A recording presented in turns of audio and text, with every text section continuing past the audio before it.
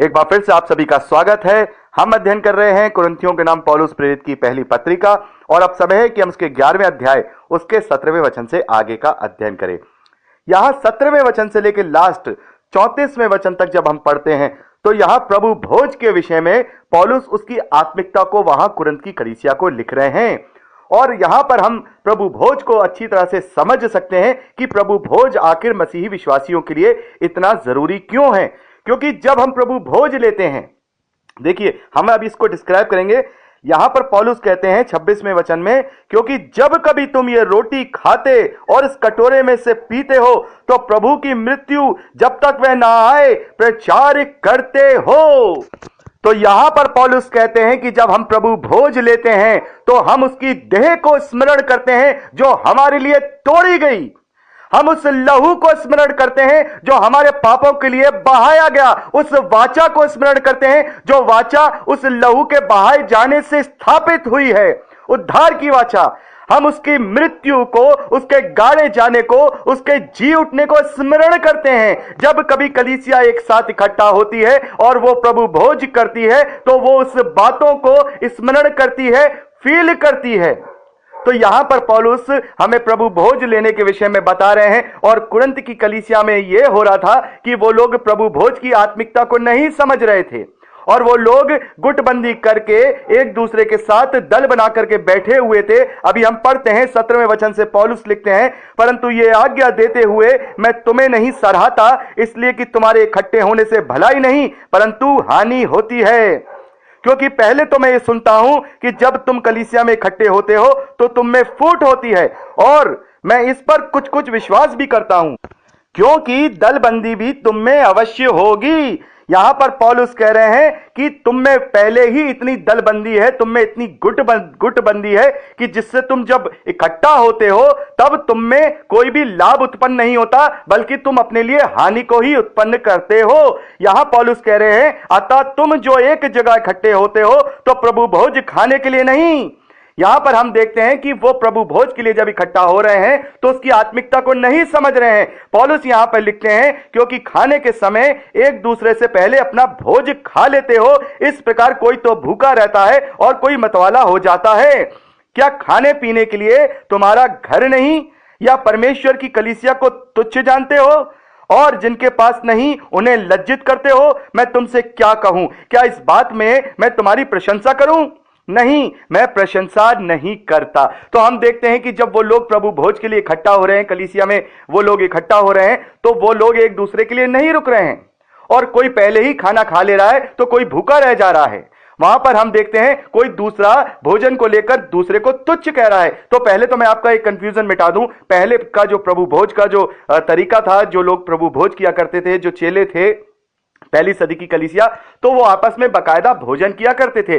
जैसे प्रभु यीशु मसीह ने अंतिम फसह में अपने चेलों के साथ फसह का भोजन किया है, यानी कि पूरा भोजन। आज जैसे हम देखते हैं कि एक रोटी होती है, छोटा सा टुकड़ा सब बांटते हैं आपस में और प्रभु भोज को एक प्रतीकात्मक रूप से करते हैं, एक ही प्याले में से पीते हैं। लेकिन वहां पर बकायदा वो लोग खाते थे, एक तरह से जैसे पूरा पेट भर के जैसे खाना कहते हैं, वो वहां पर खाया करते थे, भोजन करके संगति किया करते थे और तब वो रोटी तोड़ा करते थे, एक रोटी में से भागी होते थे और एक कटोरे में से एक साथ पीते थे और प्रभु की देह को और प्रभु के लहू को स्मरण करते थे। लेकिन यहां पौलुस कह रहे हैं कि तुम एक दूसरे के लिए अब रुक नहीं रहे हो और अपना अपना भोज खा ले रहे हो। कोई तो भूखा रहता है तो कोई मतवाला हो जाता है। क्या खाने पीने के लिए तुम्हारा घर नहीं? क्या कलीसिया को तुम तुच्छ मान रहे हो? तुम यहां पर क्या खाने पीने आ रहे हो? ये जो प्रभु भोज तुम कर रहे हो ये खाना पीना नहीं है, यह खाना पीना नहीं है, बल्कि प्रभु के उस महान बलिदान को स्मरण करना है। क्योंकि जब कभी हम ऐसा करते हैं तो उसकी मृत्यु और उसके जी उठने का प्रचार करते हैं। उसकी आत्मिकता को समझो। आज भी हम देखते हैं बहुत से लोग प्रभु भोज को इतनी गहराई से नहीं लेते हैं। जब कभी हम प्रभु भोज लें तो अपने आप को पूरी तरह से दीन करके उस मृत्यु को हम महसूस करें कि कितना बड़ा दाम प्रभु यीशु मसीह ने हमारे लिए चुकाया है, कैसे उसकी देह को तोड़ा गया है, उसे कोड़े लगाए गए, उसको उत्पादित किया गया, उसका लहू हमारे लिए बहा है। कोई छोटी मोटी कीमत प्रभु यीशु मसीह ने हमारे लिए नहीं चुकाई है। अपने लहू की कीमत उसने हमारे लिए चुकाई, अपने प्राणों को देकर के उसने हमारे लिए कीमत चुकाई है। तो उस मृत्यु को, उस दर्द को, उसको हमें महसूस करना है प्रभु भोज लेते वक्त। तो यहां कुरिन्थ की कलीसिया इस प्रकार से वहां नहीं कर रही है, इस प्रकार से वहां गुटबंदी करके एक दूसरे को तुच्छ कर रही है। जैसे मैंने आपको बताया कि वो लोग अपना अपना भोजन लाया करते थे और भोजन ला करके एक साथ बैठ करके खाया करते थे, एक दूसरे के साथ शेयर करते थे। जैसे मान लीजिए 5 परिवार हैं, 10 परिवार हैं, उनके घर में जो जो बना है वो प्रभु भोज वाले दिन अपने घर से वो सारी चीजें लाया करते थे और एक दूसरे के साथ वो शेयर किया करते थे और इस रीति से प्रभु की देह को और उस लहू को याद किया करते थे। लेकिन बाद में इसको जो है चेंज कर दिया गया। जैसे आज हम देखते हैं प्रतीकात्मक रूप से प्रभु भोज लिया जाता है और सारी कलीसिया उसमें से एक साथ ही सहभागी होती है, एक प्याले से ही वो एक दूसरे के साथ सहभागी होते हैं, प्रभु की उस देह को और उस लहू को याद करते हैं, उस बलिदान को याद करते हैं, स्मरण करते हैं, लोगों में प्रचार करते हैं। लेकिन पहला ऐसा नहीं था। तो वो लोग क्या करते थे, खाना लाते थे और किसी का इंतजार नहीं करते थे, आए और खा के चल दिए।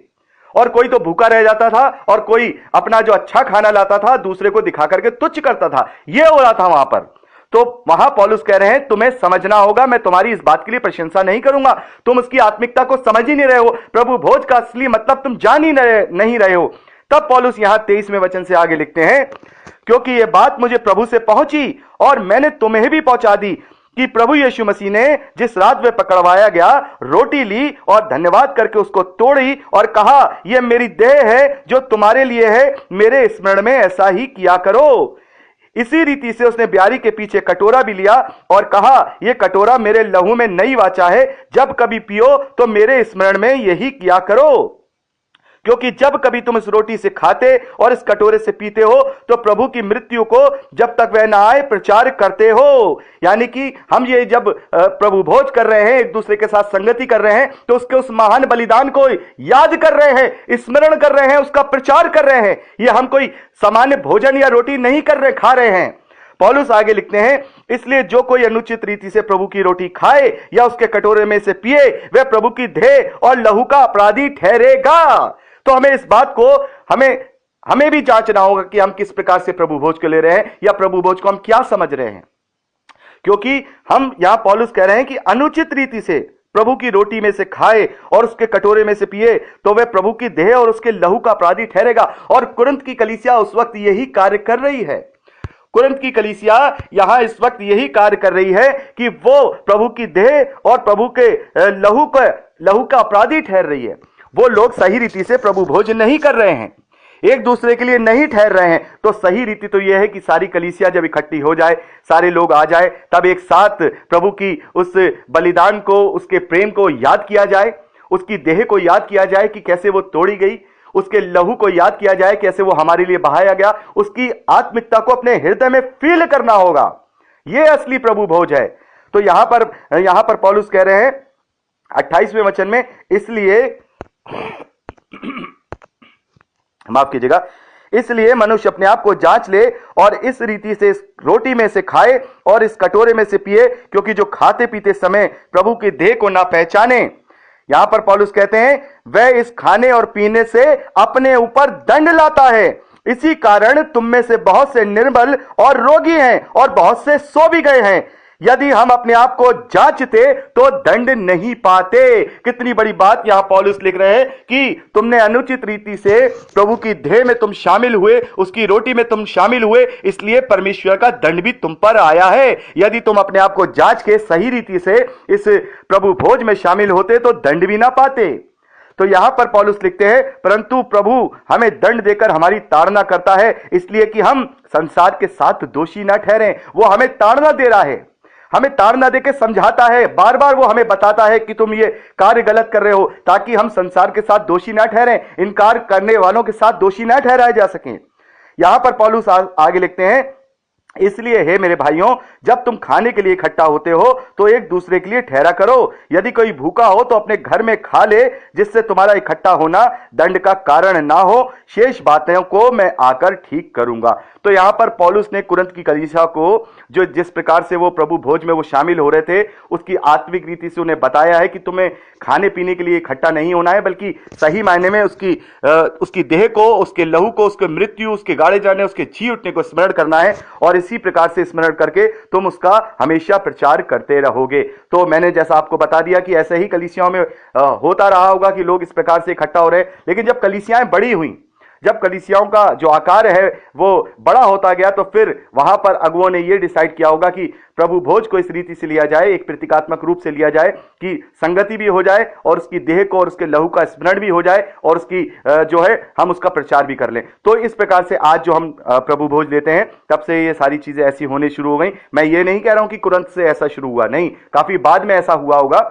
जब छोटी छोटी कलीसियां रही होंगी, तब इस प्रकार से लोग आपस में अपना अपना भोजन लाकर प्रभु के लिए वहां पर उसकी मेज में शामिल होते थे, उसके देह को और उसके मृत्यु को, उसके गाड़े जाने को, जी उठने को स्मरण करते थे। उसकी आत्मिकता में वो उस बात को याद रखते थे। एक तरह से ये हमारे लिए याद रखना है, बार बार हम याद रखें, उसकी कीमत को समझे और उसकी कीमत को समझ के अपने आप को परमेश्वर के ग्रहण योग्य बनाए रखें। तो यहां पर हमने देखा कि प्रभु भोज के विषय में पौलुस ने हमें अच्छी तरह से बता दिया है और इस रीति से ही हम प्रभु भोज को लें, सही आत्मिक रीति से। अगर गलत रीति से हम लेंगे तो फिर हम परमेश्वर के दंड के भागी भी हो सकते हैं। तो बहुत सारे भाई बहन जो प्रभु भोज लेते हैं वो ये जानते होंगे कि जब कभी वो कलीसिया में इकट्ठे होकर के प्रभु भोज लेते हैं, तो यहाँ 23वें वचन से लेके 28वें वचन तक, 29वें बल्कि 29वें वचन तक जरूर जो अगुए हैं, जो पास्टर हैं, जो रोटी तोड़ते हैं, वो बोलते हैं और उसके बाद ही ये रोटी तोड़ी जाती है। और हम सब जब रोटी में सहभागी होते हैं, तब हम उस वक्त उसकी देह को स्मरण कर रहे होते हैं कि वो देह हमारे लिए जो तोड़ी गई, वो देह जिसने हमारे लिए कोड़ों को खाया, वो देह जो हमारे लिए अपने प्राणों को भी उसने निछावर कर दिया, उसने अपना पूरा लहू बहा दिया, ताकि हम उद्धार पा सकें, हमारे पापों की क्षमा हो सके। तो यहां पर हमने इसको 11वें अध्याय को कंप्लीट कर लिया है और मैं चाहूंगा कि जो 12वां अध्याय है वो हम परसों उसकी रिकॉर्डिंग करें, क्योंकि ये बहुत ही इंपॉर्टेंट अध्याय है। और यहां पर हम आत्मिक वरदानों के विषय में पढ़ते हैं और मैं चाहूंगा इसे 12वें और 13वें अध्याय को मैं एक साथ आप लोगों को बता सकूं, और क्योंकि बहुत महत्वपूर्ण बातें यहां पर हैं, तो मैं चाहूंगा कि इसको एक साथ मैं करूं। तो ये मैं परसों रिकॉर्डिंग करूंगा, आज मैं केवल 2 ही रिकॉर्डिंग आपको भेज रहा हूं।